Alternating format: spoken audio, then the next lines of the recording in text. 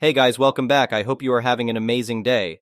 Let's get right into the stories. The first one is an entitled People Story. Introduction. Let me begin by emphasizing the importance of home security, a lesson I learned the hard way. As I recount the events that unfolded, I urge every reader to prioritize safeguarding their homes, especially when traveling far or for an extended period. Never assume that someone will detect and address a robbery on your behalf. With that said, let's delve into the story that led me to share this crucial advice with all of you. Unlike most tales of troublesome neighbors that typically revolve around feuds or ill-natured behavior, my experience was different. The couple living next door had always been exceptionally friendly. Our interactions were filled with pleasant conversations, and we had never encountered any issues with them before. In fact, they had even entrusted us with the task of collecting their mail when they went away for a weekend. So there were no apparent warning signs of the unfortunate events that lay ahead.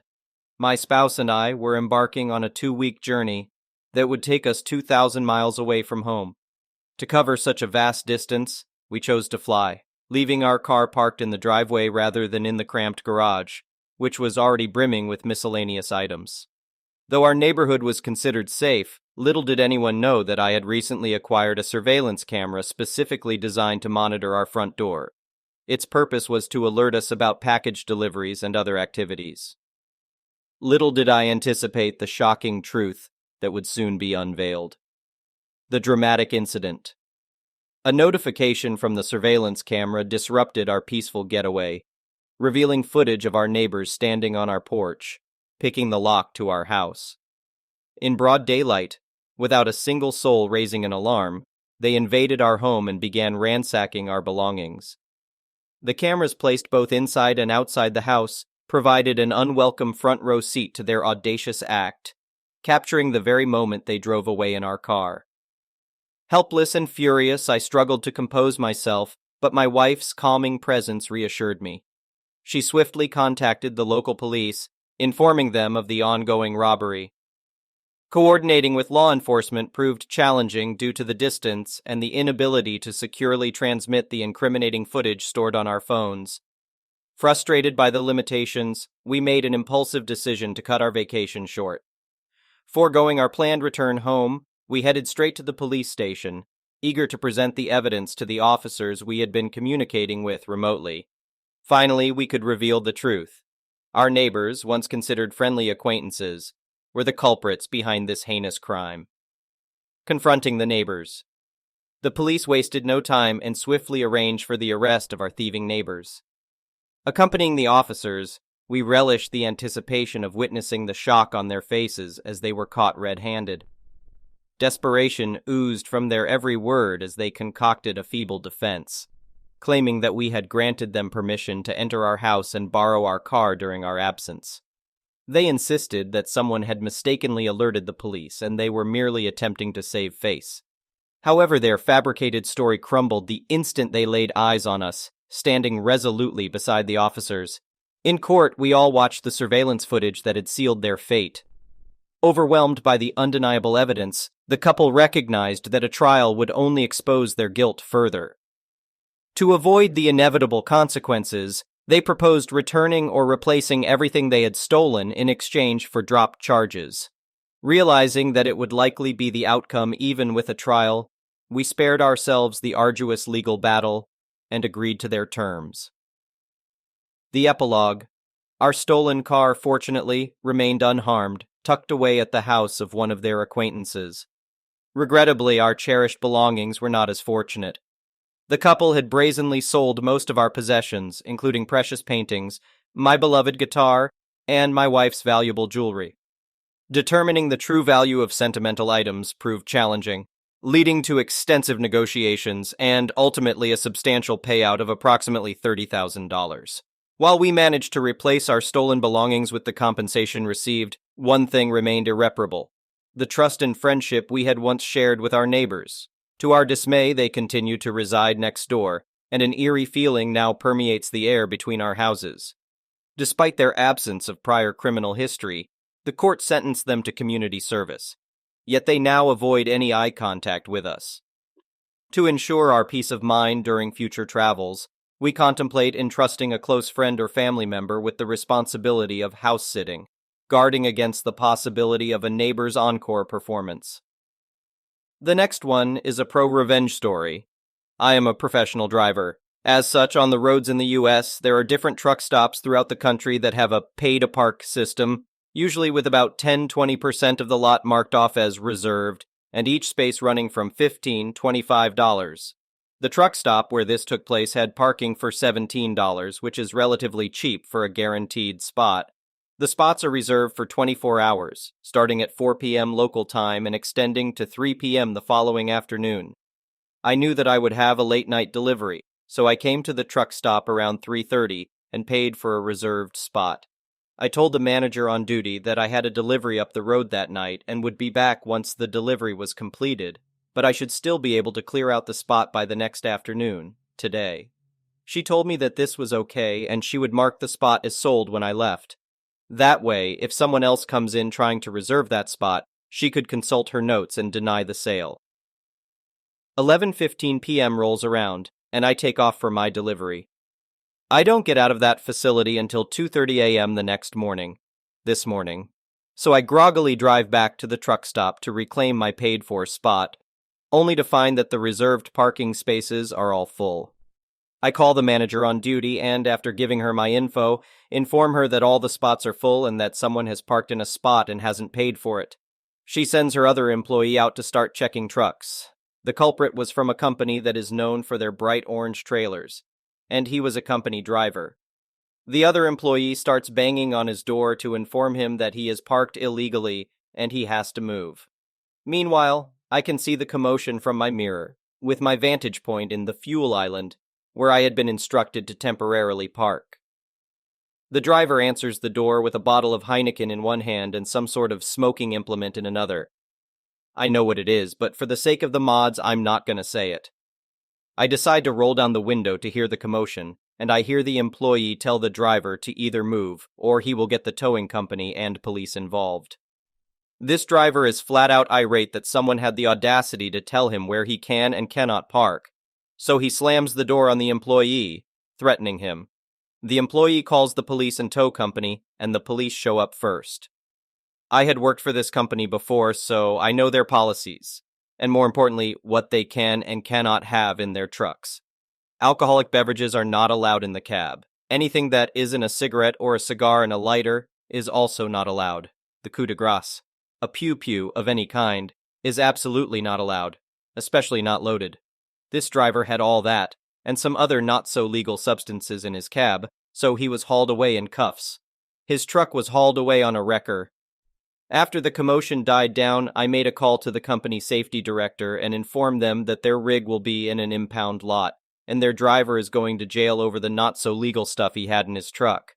She thanked me and said that he will definitely lose his job, especially over the alcohol and the other not-so-legal stuff. I guess he played the screw-around-and-find-out card, and it bit him in his career. The next one is a petty revenge story. About 6 years ago, my former partner of 6 years and I broke up, and I started to realize all of the things I had normalized were actually abuse. Instances of gaslighting were all too prevalent, even one instance where she gaslit me about what gaslighting even was. Financial control. She could spend what she wanted, I had to ask permission. Even limiting the time that I spent with my family and my best mate. There was more, but that's enough of that. After we broke up, I realized that the money I had continued to place into our joint account wasn't going towards the mortgage as promised, but was going towards shopping, paying for her new partner, who it turned out was on the scene months before we split, and wasn't the first, and payments to her lawyer. When I found this out, I called the finance company handling our mortgage and told them I would no longer be making payments. I told them they could seize the house if they wanted, but my half of the payments would cease immediately until I had recouped the money stolen, roughly 5 months' worth of payments. They said I couldn't do that. I told them to watch me. Soon after that, when the debt letters and dishonors started, the texts, phone calls, and voicemails from her started, I ignored everyone. 2 months in, I heard her car broke down badly because she couldn't afford to maintain it. Not long after that, she filed for bankruptcy. A month later, she moved out and I got my house back. I cleaned it up, changed the locks, got my mortgage back in front, And recently my wife and I sold it for a tidy little profit. She got nothing. Not a dollar, not a dime. She has no usable credit rating, and my wife and I are debt-free with a deposit on our new home. Feels good. The next one is an entitled parent story. Growing up, my mom had told me she was raising me to be the best child because she knew I would achieve more. My mom was way harsher on my grades, sports, academic clubs, looks, and personal life than my little brother. I admit I grew up hating my little brother for all the freedom he had while I was always isolated. I was always grounded. I was working multiple jobs not only to save up for college, but also to help with the family bills. When my brother got a job, he was able to spend the money on what he wanted. My mom told me what my career goal was, what person I should marry, how she would move in with me after I buy my house to raise the children and take care of her. My mom was the type to blow money on designer stuff while we slept in hotels and cars at one point. I hated being poor. All I wanted was a house growing up, a nice small house for us. If I dated someone my mom didn't approve of, she would do everything to sabotage the relationship because they were not good enough for me. Well, I went to law school and was getting my JD when I met my now current boyfriend. They say when gosh, did we know right away? He moved me in after 3 days and we haven't been away from each other since. I love his family and they also love me. He was raised upper middle class and had amazing parents. He was also at the top of the law school and just felt too perfect for me. My mom disagreed. She didn't like him one bit because anytime she said something to make herself look smart, he called her out and said, "Nope, you're wrong." He provided facts and even showed her sources. Oh, she hates to be proven wrong. I told my boyfriend how my mother raised me and what she expects from me growing up. Well, he wasn't going to have it. He said she would be lucky to even know her grandchildren. My mom started to see her plans unraveling with my new boyfriend and tried to break us up multiple times. When she started making fun of his parents, he drew the line. He called her out and said we were done with her. The panic was real for my mom in that moment. I was her meal ticket. She demanded that I make a choice, my own mother or a man I had only been dating for a year. I chose my boyfriend. We have been together for almost 3 years. I dropped out of law school and now work remotely at an amazing job. He graduated at the top of his class and was hired immediately. Our income is way above what I expected, and sometimes I cry at night for how blessed I feel. Growing up, I always begged to have a home I could call my own. Now, we may have a home together in a few years. She will send threats and make up excuses to try to contact me in order to get back into my life. We plan to get married soon, and we know we have to keep it really quiet because she will either call in a threat or try to show up. The next one is an entitled parent story. So this happened a few weeks ago. I stopped at a local comic book shop to pick up a hardback copy of The Last Ronin. For those who aren't familiar with the book, it's a teenage mutant ninja turtle story where 3 of the brothers have been killed, and the surviving brother is on a mission to avenge their deaths. As I'm taking the book to the counter to buy it, these 2 kids, a boy and girl, who look to be between 5 and 7 years old, see the book and ask their parents for a copy. While I'm speaking with the cashier, their father approaches me. "Father, excuse me, my kids were interested in that book you have. Are there any more copies?" Me, "Yes, there's one more, but this specific book is pretty violent for kids their age. You'd probably be better off buying them another title," pointing to another Turtles book. Mother, who joined the conversation, "It's Ninja Turtles. I'm pretty sure my kids can handle characters from a Nickelodeon show." Me, "But this book is more in the tradition of the original comics from the 80s. Father, it's fine. Just show me where the book is." Me, "Okay, it's right on that first shelf, but I warned you." So I continue talking with the cashier as the family sits down to look through the book. All of a sudden, we start hearing crying from both kids as they see their favorite heroes on a half-shell meet their doom. The father tries to console the kids while the mother angrily approaches the counter. "Mother, what is this? Ninja Turtles are supposed to be for kids, but after seeing this book, they'll never be able to look at turtles the same. This book just ruined my kids' favorite cartoon for them." Cashier, "Ma'am, we tried to warn you that these weren't the Nickelodeon turtles your kids like, and I even suggested a more family-friendly title for you, but you insisted on that one." Mother, "You shouldn't be selling this book in the first place."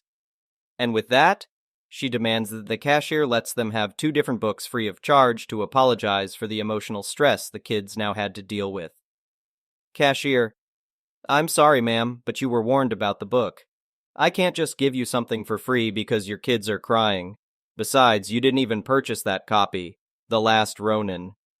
Hearing that, the mother tries blocking people from buying anything, but she quickly stops at the threat of the cashier calling the police.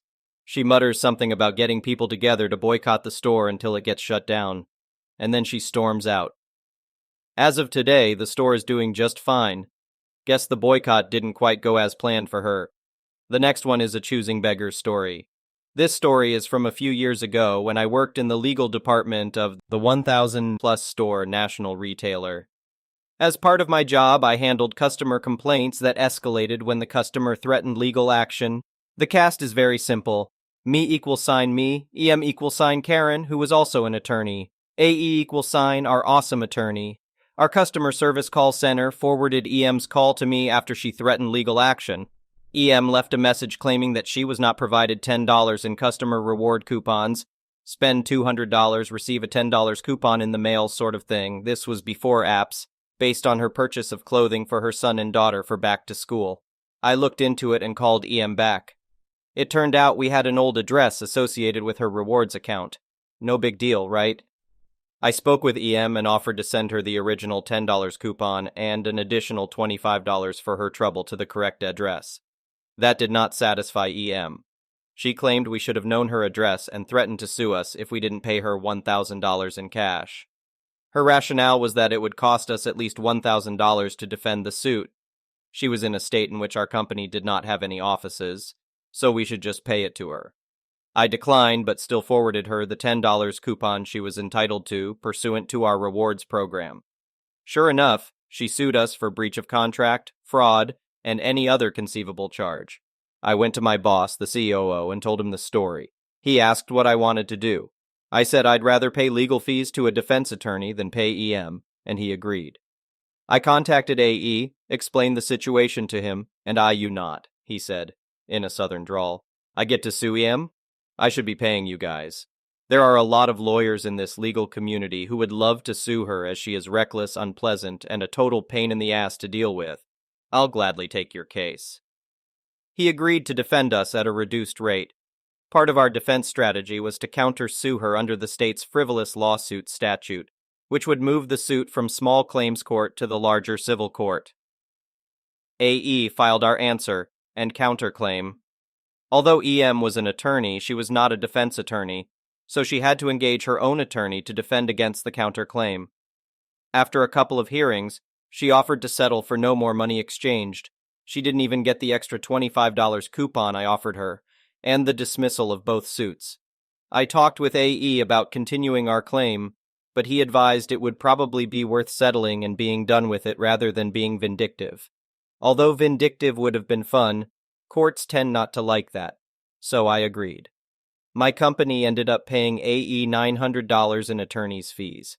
AE later called and told us that the attorney EM engaged charged her $1,700 to defend the suit. Although I would have liked to continue with our suit, I think her having to pay $1,700 over a $10 coupon sent to the wrong address is sufficient justice. The next one is a choosing beggar's story. During high school, I worked as a customer assistance clerk, aka a bagger, at the local grocery store. It wasn't a bad job. I would ask, paper or plastic, and put the groceries in bags. I made sure not to break the eggs and loaded the groceries into customers' cars. I also brought in a couple of carts. The pay wasn't great, but it wasn't too hard either. However, there were a couple of downsides to the job. The first issue was the tips. Although customers often offered tips, we had to refuse them due to the company's strict no-tipping policy. Taking a tip could lead to getting fired. The weird thing was that people got offended when we refused their tips. The second problem was a regular customer we'll call Karen. She was a choosing beggar. She would try to use expired coupons and wanted us to price match a competitor sale flyer from several weeks ago. Whenever this happened, the manager would be called. Karen would eat cherries and grapes as she went through the store and then only pay for what was left in the package based on its weight. We would catch her, but she would deny it.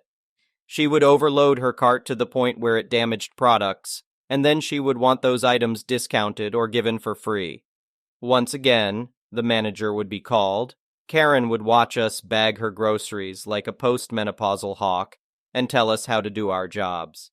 She would say things like, "Meat needs to be double bagged," "Don't put all those cans in one bag," and "Don't crush my potato chips."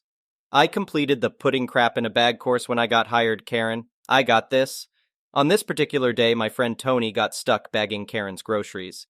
She switched from paper to plastic after he had already bagged half of her groceries, so he had to rebag everything. Then, she wanted him to put everything in a different cart because the one he had picked didn't look clean enough. When the cashier gave her the total, she lost her temper. According to her, the prices were too damn high, and she accused the store of trying to rob her. She demanded to know why she didn't get double the coupon value. The cashier explained that Double Coupon Tuesday was only on Tuesday, not on Thursday. Apparently, Karen couldn't make it on Tuesday, so she believed we should give her double coupon values on Thursday. Once again, the manager was called. The manager explained the complicated policy to Karen. Double Coupon Tuesday is only on Tuesday, not on Thursday. Karen responded with, "Duck it, then I don't want any of it."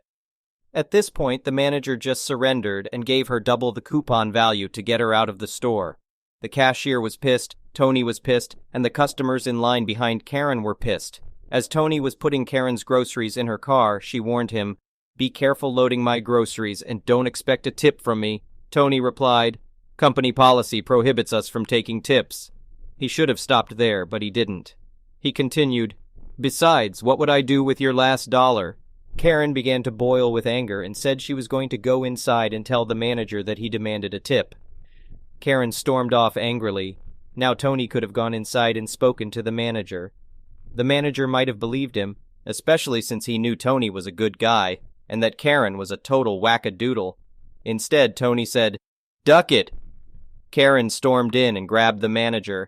We all watched through the big windows as Tony started slamming bag after bag into the trunk of her rusted-ass Cadillac sedan DeVille while cussing like a drunken Norwegian.